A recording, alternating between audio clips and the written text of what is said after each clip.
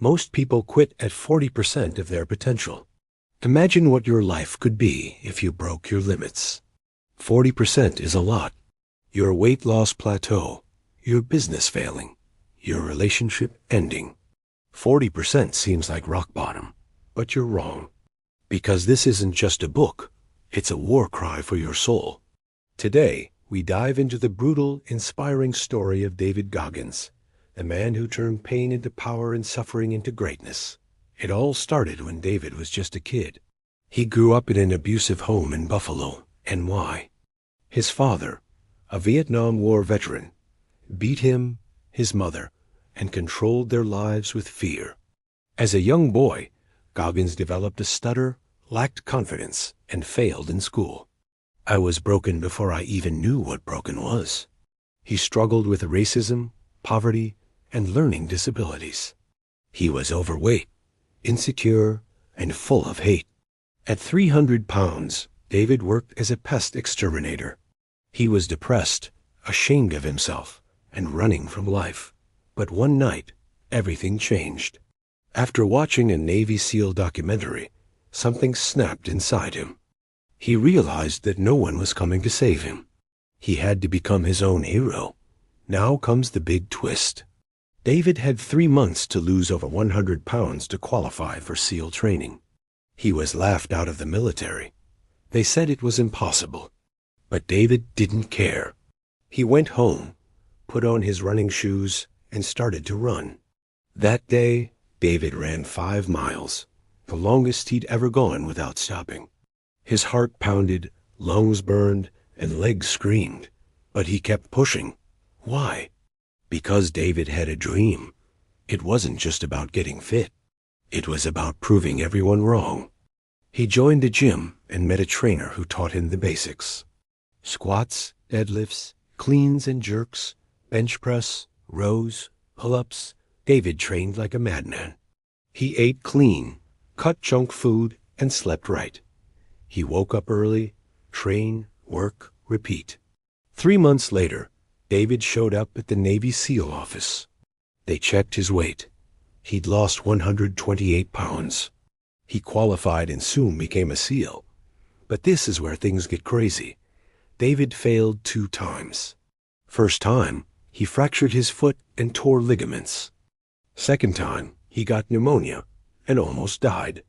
But on the 3rd try, with a fractured foot and against all odds, he passed. And that's when David realized something powerful. He could endure anything. His pain, his struggle, it wasn't a weakness. It was a strength. In fact, it was his superpower. David Goggins is now a legend. He's the only man to complete SEAL training, Army Ranger School, and Air Force Tactical Air Controller training. And it gets even crazier.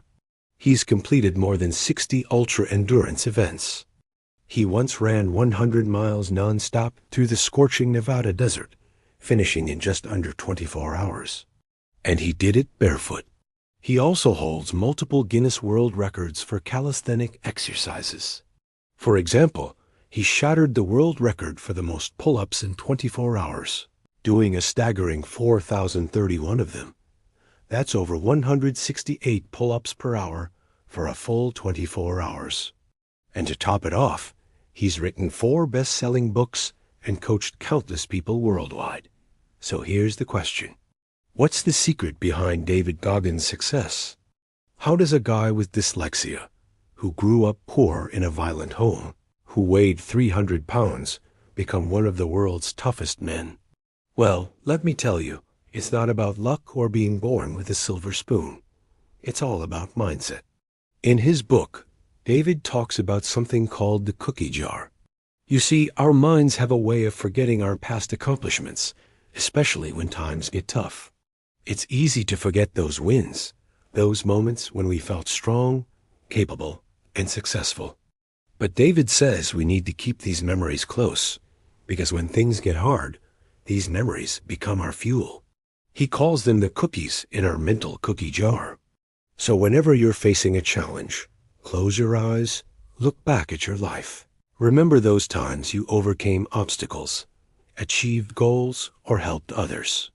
These are your cookies, your proof that you've got what it takes to push through tough times. Remember, motivation isn't constant. Discipline is what separates the winners from the dreamers. As David says, motivation is crap. You need discipline. You need to callous your mind. He didn't just say that. He lived it. During his grueling training days, when his body ached and wanted to quit, he remembered his past wins, his battles, his comebacks. It gave him the strength to push through. He didn't have time for negative thoughts or doubts. He couldn't afford to think, I can't do this. He had to silence that voice and replace it with the memory of past victories. So next time you face a challenge, dig into your cookie jar. Remind yourself of who you are, what you've achieved. Use those memories to fuel your actions. Let them drive your decisions. Remember, you have a rich history of overcoming obstacles. Tap into it, embrace it, and watch how it propels you forward. Here's the deal. We all have pain. We all have scars. The question isn't, do you have scars? It's, what do your scars mean to you? To some, scars are reminders of weakness, failures, and mistakes. But to others, like David Goggins, scars are badges of honor. They're proof of battles fought and won. They tell stories of strength, resilience, and grit. David Goggins didn't shy away from his scars. He embraced them. He turned his pain into power, his suffering into greatness. He's living proof that our struggles don't define us. They refine us. They make us stronger, tougher, and wiser. Let me ask you something. What's your story? What are your scars telling the world about you? Are you going to let your pain hold you back, or are you going to use it to propel you forward? Are you going to let your mistakes define you, or are you going to rise above them? The choice is yours. Embrace your scars. Let them be your guide. Turn your pain into purpose, your struggles into strength. As David Goggins says, be uncommon among the uncommon. You can't hurt me. And if you try, you better be ready, because I don't stop. Now let's talk about the elephant in the room. Excuses. We all love making them. It's easy to blame our failures on circumstances, other people, or even plain bad luck. But guess what? That's just a cop-out. A way to hide behind a shield instead of facing the truth. According to David Goggins, real strength comes from facing our weaknesses head-on. He's not about giving up or throwing in the towel. He's about digging deep, finding that extra gear within us, that hidden strength. But how do we do that when life keeps throwing punches? Simple, we don't make excuses. We find reasons. Here's the big question. What are you willing to endure to achieve your dreams? What kind of discomfort are you willing to face? Are you prepared to step outside your comfort zone? Are you ready to confront the fears that are holding you back? It's time to make a choice. Either take responsibility for your actions and strive for greatness, or keep making excuses and settle for mediocrity. Think about it. Excuses are like weeds that choke the flowers of our potential. They steal our joy, our success, and our happiness. But reasons, well, they're like water that nourishes the roots of our dreams. They help us grow, blossom, and reach new heights. When we focus on reasons rather than excuses, we open the doors to endless possibilities. Our minds become fertile ground where dreams can take root and flourish. We discover a wellspring of inner strength and resilience that we never knew we possessed. As David Goggins famously said, you can't hurt me.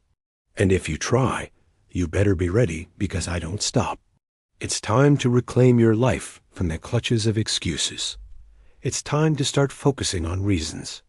Let's spread our wings and soar to new heights. Let's break free from the chains of mediocrity and embrace a life of excellence. This story isn't just about physical strength or conquering the impossible. It's about the power of the human spirit. It's about facing your demons, embracing pain, and turning your weaknesses into strengths.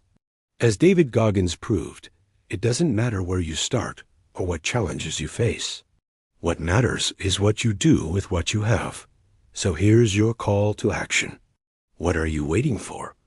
It's time to stop dreaming and start doing. It's time to stop making excuses and start finding reasons. It's time to look in the mirror and say, I am not broken. It's time to write your own story. It's time to be the hero of your own adventure. As David Goggins would say, you can't hurt me. And if you try, you better be ready because I don't stop.